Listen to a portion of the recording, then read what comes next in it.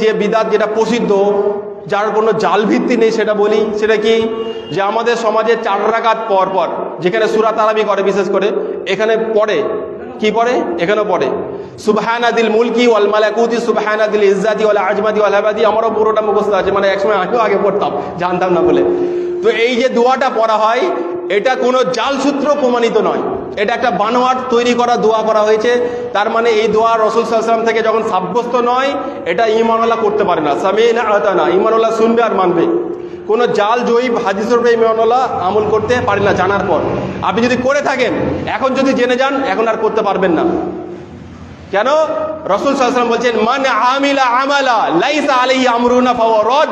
কেউ যদি এমন কোন আমল করে, এমন কোন ইবাদত করে যার নির্দেশনা আমি মুহাম্মদ দিইনি সাল্লাল্লাহু আলাইহি ওয়াসাল্লাম, সেই আমলটা বাতিল বলে গণ্য হবে। সেটা যত দামি ইবাদত হোক না কেন, সেই আমলটা বাতিল হয়ে যাবে, যেটা কোরআন হাদিস দ্বারা, সহিহ সুন্নাহ দ্বারা সাব্যস্ত নয়।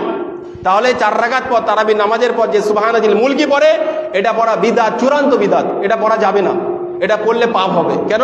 এটা রাসূল সাল্লাল্লাহু আলাইহি ওয়াসাল্লাম পড়েনি, সাহাবারা পড়েনি, তাবেঈনরা পড়েনি। এবং 4 রাকাত নামাজের পর দোয়া করায়, এটাও চলবে না। কেন? এটাও সুন্নাহ দ্বারা সাব্যস্ত নয়। দোয়া করতে হলে আপনি একাকী যখন ইচ্ছা দোয়া করতে পারেন, আপনার আল্লাহর কাছে সাহায্য চান। 2 রাকাত নফল নামাজ পড়ে, মানে নামাজ পড়ে দোয়া করেন, সন্তানের জন্য হাত তুলে দোয়া করেন। হাত তুলে দোয়া করার বহু হাদিস আছে, অনেক হাদিস আছে। আপনি রাত্রে তাহাজ্জুদ ধরে 1 ঘন্টা 2 ঘন্টা ধরে হাত তুলে দোয়া করেন আল্লাহর কাছে, তখন করবেন না। নামাজের পরে 1 মিনিট কোনো রকম দোয়া, প্রত্যেক নামাজের পর দোয়া, ওই দোয়াতে কোনো খুশুখুজুই থাকে না, ওই দোয়াটা দেখানো হয়ে যায়। ওই দোয়া আল্লাহর কাছে কবুলই হবে না। ওই দোয়া ছিনিমিনি খেলা, যে দোয়ায় আন্তরিকতা থাকে না, ওটা দোয়াই নয়। এই জন্য এই সমস্ত দোয়া থেকে আমাদের বর্জন করতে হবে। কি করতে হবে? এই বিদাত থেকে আমাদেরকে মুক্ত হতে হবে। এটা হচ্ছে রমজান মাসের কি এই সমস্ত মানে বিদাত। আর একটা রমজান মাসের মানে বিদাত রয়েছে, সেটা কি?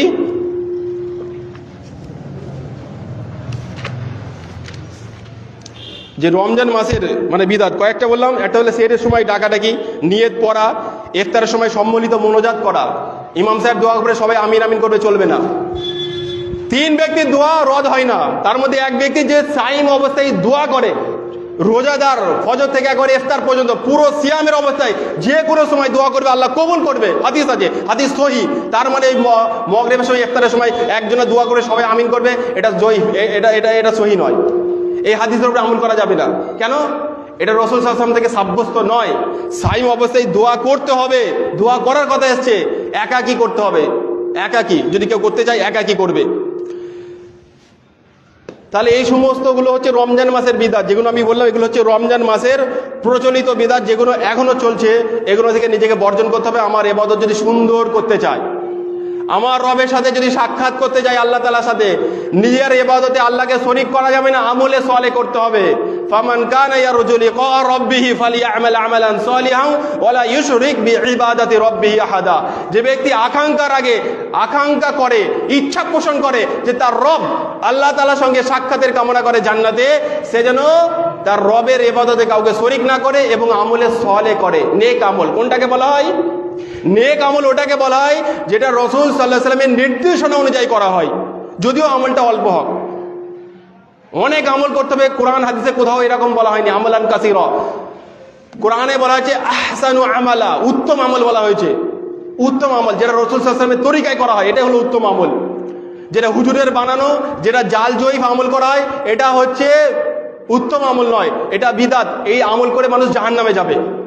কেন? রাসূল সাল্লাল্লাহু আলাইহি ওয়াসাল্লাম বলছেন কুল্লু মুহদাসাতিন বিদআ ওয়া কুল্লু বিদআতিন যালালা ওয়া কুল্লু দালালাতিন ফিন্নার। আমি খুতবাতে প্রথমে বললাম যে প্রত্যেকটা নবরচিত আমল হলো বিদআত, আর প্রত্যেকটা বিদআত হলো গোমরাহি, পথভ্রষ্টতা, আর প্রত্যেক পথভ্রষ্টের গোমরাহির ঠিকানা জাহান্নাম।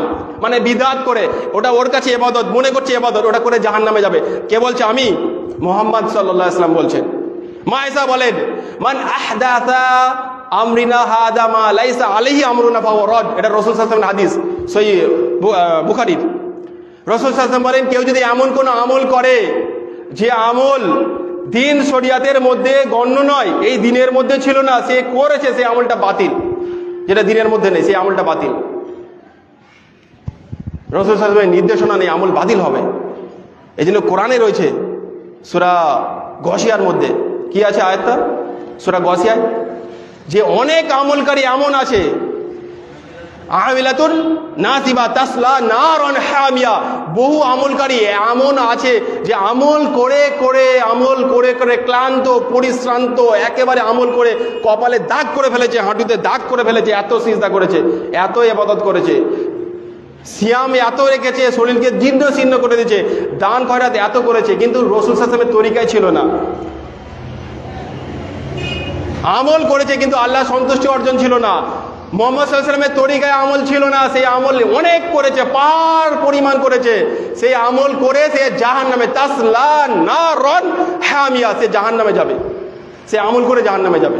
বহু আমলকারী, এই জন্য আমল করতে হবে আল্লাহ সন্তুষ্টি অর্জনের উদ্দেশ্যে, রাসূল সাল্লাল্লাহু আলাইহি ওয়াসাল্লামের তরিকায়, সেই আমলটাই কবুল হবে, না হলে বাতিল। ইয়া আইয়ুহাল্লাযীনা আমানু আতিউল্লাহ ওয়া আতিউর রাসূল, হে ঈমানদারগণ তোমরা কি করো, আল্লাহর আনুগত্য করো, আল্লাহকে মেনে চলো, ও আতিউর রাসূল, এবং তার রাসূলের ইত্তেবা অনুসরণ করো, তার রাসূলের আনুগত্য করো, তাকে মেনে চলো, না হলে কি হবে, ওয়ালা তুবতিলু আমালাকুম, তোমাদের আমল বরবাদ হয়ে যাবে, তোমাদের আমল বাতিল হয়ে যাবে। আল্লাহ